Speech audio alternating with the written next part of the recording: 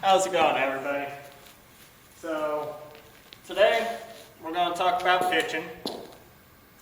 I guess first off, welcome back to Lifetime Angler. Pitching is something that it can open up a world of opportunity for you, whether you're bass fishing or whatever you're going after. I assume most of you looking into it are going to be bass fishing. For me, this little 1/4 ounce jig you saw there that's what I love to pitch around. Cattails, timber, stuff like that.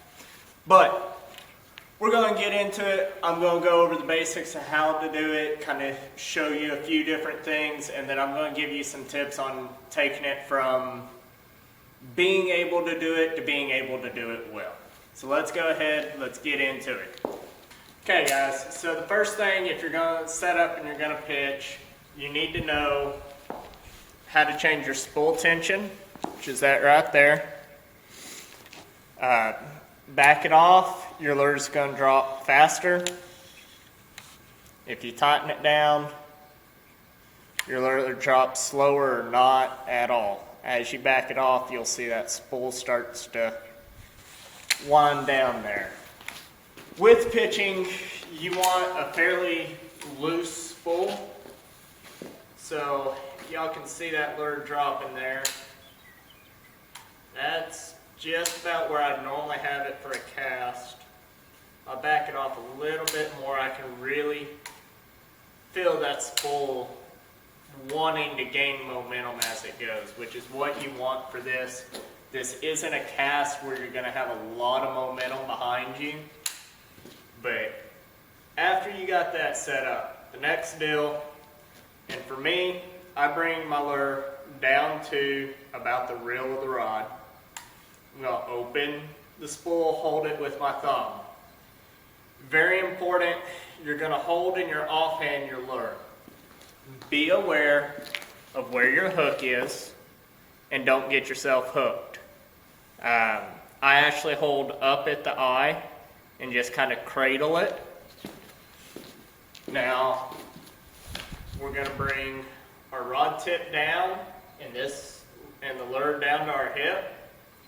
As we're ready to go, we're going to pick our rod tip up in the direction of what we want to cast to, and I'm just going to let go of the lure. I'm not going to try and feed it. I'm not going to try and pull back on it or anything. I'm going to let it swing, and once it hits the bottom of the swing, I'll let my thumb go, allow momentum to carry it on. Let's see if we can get an angle of that release for you. So again, I'm just going to let that go. I'm not pulling on it or holding on to it. You really need to be careful not to hook yourself when you're learning this. As a matter of fact, yeah, put it in my pocket. As silly as you might feel, if you've got one of these casting dummies, tie that on there until you've got the hang of pitching a little bit, because, man, I tell you, I put a hook in my finger the first couple times I tried, and it don't feel good. It cuts your confidence in your ability to learn the skill, and it just doesn't make for an enjoyable time. Now, let's see. I'm going to move on here. What I'm going to try and do, like I mentioned, when you release this, that lure is going to swing down. What we want to do is we want to be letting go of the open spool with our thumb as that bait is getting as close to parallel with the water as possible. And I'll be real honest with you guys, I'm not the best about this. Oftentimes my pitches are way up there, and that's not what you want. You want a pitch that's going to be nice and low. That low entry, it's going to help you getting under branches.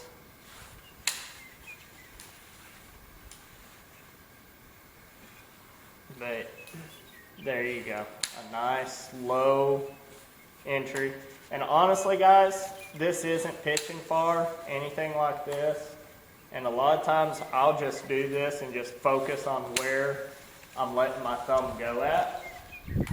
So we'll take that as tip number one for practicing, is just find one part of your pitch and work on it.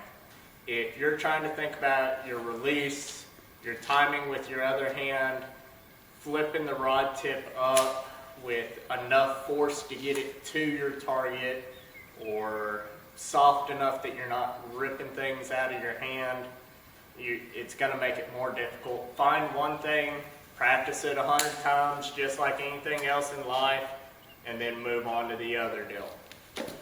Real quick, I'll try and get a shot here.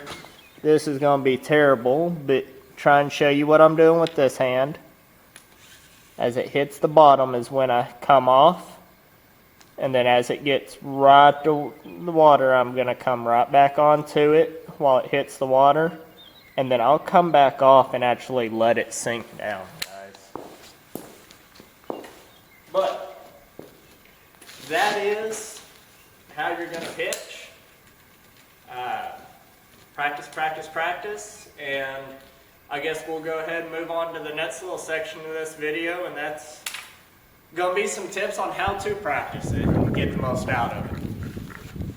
Alright, so we all want to pitch on the water, we want to slide into that nice little tight hole, all of that, but how do you get to the point you can do that? Not all of us can spend every day out on the water. Lord knows I wish I could. If so, I probably wouldn't get anything around the house done. But it'd be fun. So, I'm like everybody else. I can't go to the lake all the time. You can't go to the lake all the time, but you want to practice this. If you've got a backyard, if you've got a driveway, I'm kind of doing this in an overhang shop right now. My wife has told me not to do it in the house anymore.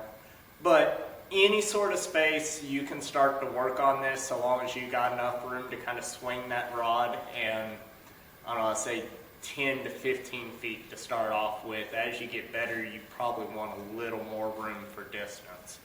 But your three friends, when you're practicing: coffee can, 5-gallon bucket, and like I mentioned earlier, one of these little casting plugs. It doesn't have to look like this. This is just one that I stole from one of the kids for this video.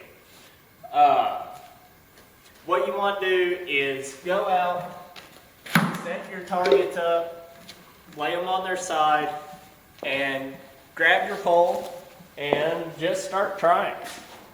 I'll start off with 5-gallon. I'll start this close. Guys, I'm standing right next to the camera. The camera's maybe 5-6 feet from the bucket. And I'll start just working on that. And really at this point, all that is just that swing. That initial swing. I don't have to let go. It's just swinging it down. I'm trying to get it to where it's close to the water. What I don't want is I don't want a swing that's coming up high. You know, this one I probably wouldn't use a smaller can for. Guess you could. I use a 5-gallon bucket for that one. But get that down. That's going to help you with that initial drop.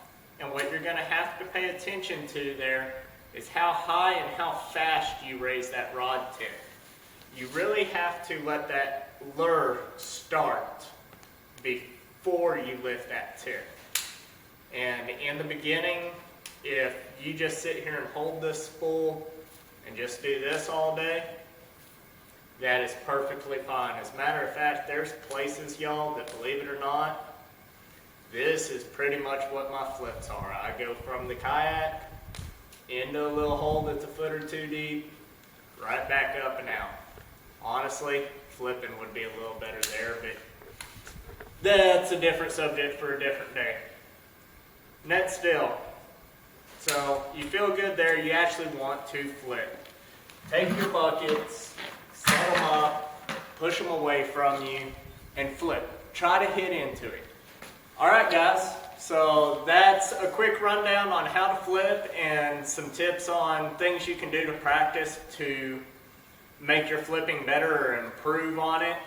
Don't be afraid of it. You're gonna backlash a little bit, but hey, it's all worth it. You're probably just sitting on the couch being bored anyways when you could get up, get out, and try and practice it. So if y'all liked this, go ahead, hit the like button. That's what it's there for. Otherwise, y'all stay safe, tight lines. We'll see you next time.